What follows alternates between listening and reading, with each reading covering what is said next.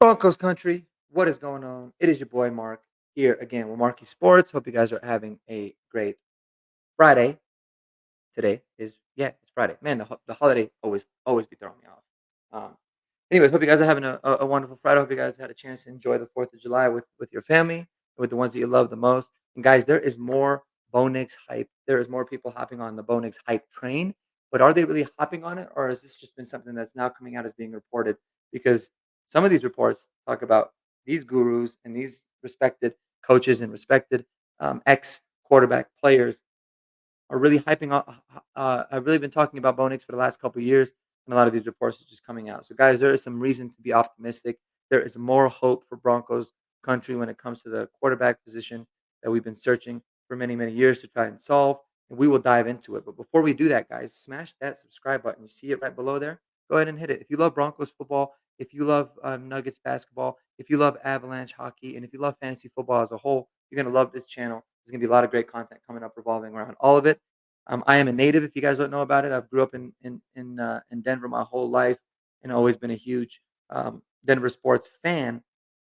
And I created this channel because I want to involve. I want to create a community. I want to involve other Broncos fans wherever you guys might be in the world to talk about it. You're not going to get any, uh, you know, uh, crazy bias, from media outlets trying to push a certain narrative. It's all going to be unfiltered. It's all going to be unedited, and it's going to be quick. And we're going to talk about it all the time. So I appreciate you guys tuning in, and always hit me up in the comments, man. I love interacting with all of you guys as well. So guys, the first, and there's two articles that we're going to be reviewing. I'll link them both in the description below. But the first one is talking about, and it's from Mile High Report, and it's talking about former quarterback and quarterback guru Jordan Palmer, talking about how he's really been on the Bo Nix hype train since 2022. He's worked with many, many quarterbacks, the likes of Patrick Mahomes and the likes of Joe Burrow. But he talked about one of the things that he loves about Bo Nix is that he had him attend his Elite 11 camp several years back alongside with Jaden Daniels, and he was able to see them kind of both duke it out when they were playing together, and he really saw what makes Bo tick. And he said, from an athleticism standpoint, he's unbelievably underrated, but his mentality is off, top of the charts when it comes to being able to understand defenses, understand the offense, and what's really asked about him. And he thinks that he was talking about this since 2022 as Bo Nix being one of the top prospects going into the NFL. A lot of guys thought he was crazy at the time because he really wasn't making the kind of headway in college football as he did obviously this last year in Oregon. But one thing that he had talked about, and we've discussed this a lot on the channel here too, is he had the weight of the world on his shoulders when he went into Auburn. His dad was an unbelievably respected high school coach in the area.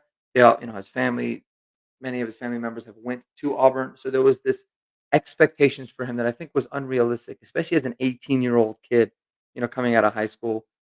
He probably had started for that team a little bit earlier than he really should have, and he wasn't really surrounded by the most amount of talent. A lot of the talented players that he ultimately had on that Auburn team were a little bit young as well. And he had said that there was a lot of these young guys, very, very athletic kids on his team at Auburn, and he beat a lot of them in a 40-yard dash, which I wasn't aware of.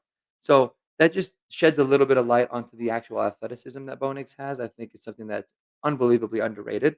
But the guy is definitely one hell of an athlete, for sure. But then he goes in to talk about different things that he had seen that really make him um, what he believes to be a really good pro prospect. He's extremely competitive. He's very, very smart.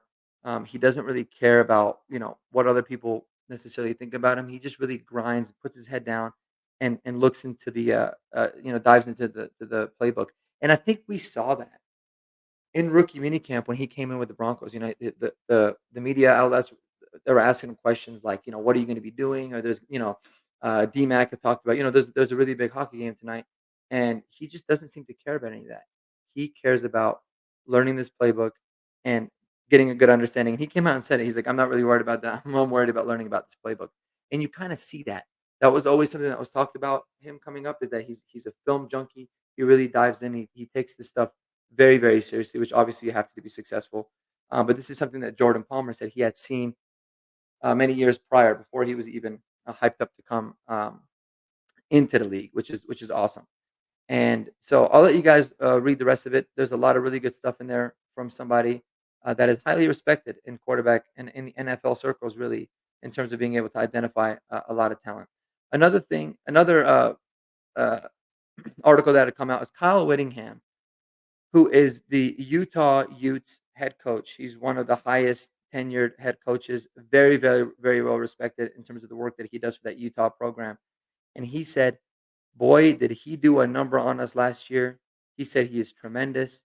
He said he's got the ultimate field general mentality that you want into a quarterback. And he's somebody that was extremely difficult to get his team prepped for going into the game that they played against Oregon last year. And those are things that you love because Kyle Whittingham is not only a very smart and very respected head coach, there's really no reason for him to come out and hype up Bo, right? He was asked about it, so he talked about it, but it's not like, a lot of the times you see like, okay, the former Oregon coach talked about how great Bo Nix is. I mean, of course, he's going to hype up his own guys, right? Because that helps his program, that helps them look good as a head coach and as a program as a whole. But this guy is just somebody that coached against Bo Nix, you know, and I had to kind of watch him from afar and take a very unbiased opinion when looking at him. And he was throwing so much praise. He said, "I don't know Drew Brees personally. All he did was watch Drew Brees from afar, but there are some similarities there."